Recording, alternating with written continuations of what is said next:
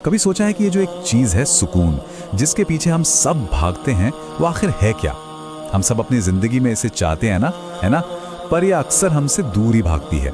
तो चलिए आज इसी सफर पर निकलते हैं और इस राज को समझने की कोशिश करते हैं। तो चलिए इसी सवाल से शुरू करते हैं जो हम सब के दिमाग में कभी ना कभी आता है। हमारे पास जो कुछ भी है वो हमें कभी पूरा क्यों नहीं लगता?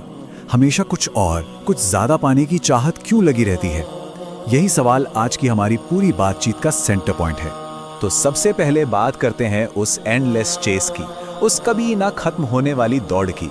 ये हम इंसानों की फितरत है कि हम हमेशा उस चीज के पीछे भागते हैं जो हमारे पास नहीं है। आइए देखते हैं कि ये दौड़ हमें ले कहां जाती है। ये तो हम सब जानते हैं ना कि हम अक्सर उन चीजों के पीछे भागते हैं जो हमारे पास हैं ही नहीं। हमारी नजरें हमेशा दूसरों की जिंदगी पर होती हैं, उनकी बड़ी गाड़ी, उनका बेहतर घर, उनकी नौकरी, और हम सोचते हैं कि बस अगर वो हमें मिल जाए तो हम खुश हो जाएंगे। पर क्या सच में ऐसा होता है? और पता है इस भाग दौड़ का सबसे बड़ा नुकसान क्या होता है? हम उन अनगिनत नेमतों को ही भूल जाते हैं जो हमारे पास पहले से हैं। जो नहीं है उसे पाने की कोशिश में हम उन चीजों का शुक्र करना ही भूल जाते हैं जो हमें हर रोज मिलती हैं। और बस यहीं से सारी बेचैनी शुरू होती है। तो चलिए अब जरा उन नेमतों की बात करते हैं, वो तोहफे जो हमें बिना मांगे ही मिले हैं और जिनकी हम शायद ही कभी कद्र करते हैं। ये बात बहुत गहरी है, जरा इस पर गौर कीजिए।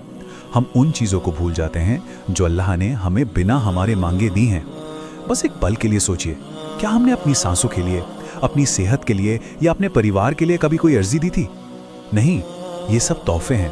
और अगर कोई पूछे कि ये नेमतें हैं कितनी, तो जवाब सिर्फ एक शब्द है, बेशुमार। इतनी ज्यादा कि हम उन्हें गिन भी नहीं सकते। ये एक लफ्ज ही हमें याद दिलाने के लिए काफी है कि हम पर कितनी रहमतें हैं जिन्हें हम अक्सर देखते ही नहीं। ठीक है, तो प्रॉब्लम तो समझ आ गई, लेकिन इसका हल क्या है?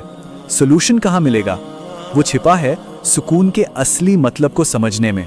शायद हम सुकून को गलत जगह तलाश कर रहे हैं। आइए इसकी सही परिभाषा जानते हैं। सुकून, इसका मतलब सिर्फ शांति नहीं है। ये सिर्फ बाहर के शोर का बंद होना नहीं है। नहीं, ये तो एक गहरी अंदरूनी शांति है, एक ठहराव है, दिल का संतोष है। ये एक ऐसा एहसास है जो बाहर के हालात पर डिपेंड नहीं करता। हम अक्सर एक धोखे में रहते हैं। हमें लगता है कि सुकून ज्यादा पाने में है, ज्यादा पैसा, ज्यादा नाम, ज्यादा चीजें। लेकिन ये सिर्फ एक इल्यूजन है, एक भ्रम है। हकीकत तो ये है कि असली सुकून वो मिलता है अल्लाह के फैसले पर राजी होने में, उसे दिल से कबूल करने में। ये जो लाइन है ना, इसे बस दिल में उतार लीजिए। यही आज की सारी बातचीत का निचोड़ है। सुकून चीजों को इकट्ठा करने में नहीं है, बल्कि जो कुछ भी हो रहा है, अच्छा या बुरा, उसे रब का फैसला मानकर दिल से कबूल करने में है।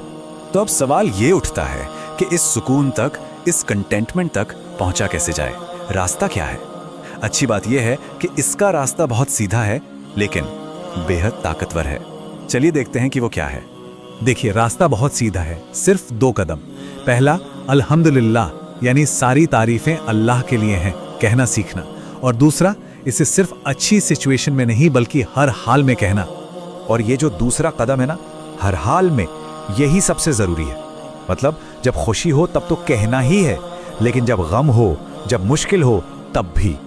जब हम हर हाल में शुक्र अदा करना सीख जाते हैं तो हम अल्लाह के फैसले पर राजी होना सीख जाते हैं, और बस वहीं से सुकून का दरवाजा खुलता है।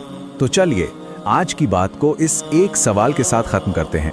बस एक पल के लिए रुकिए और खुद से पूछिए, ऐसी कौन सी एक, सिर्फ एक नेमत है जो बिना मांगे मिली है और जिसके लिए अभी इसी वक्त शुक्र अदा किया जा सकता है? शायद उस एक एहसास में ही सुकून का पहला दरवाजा मिल जाए।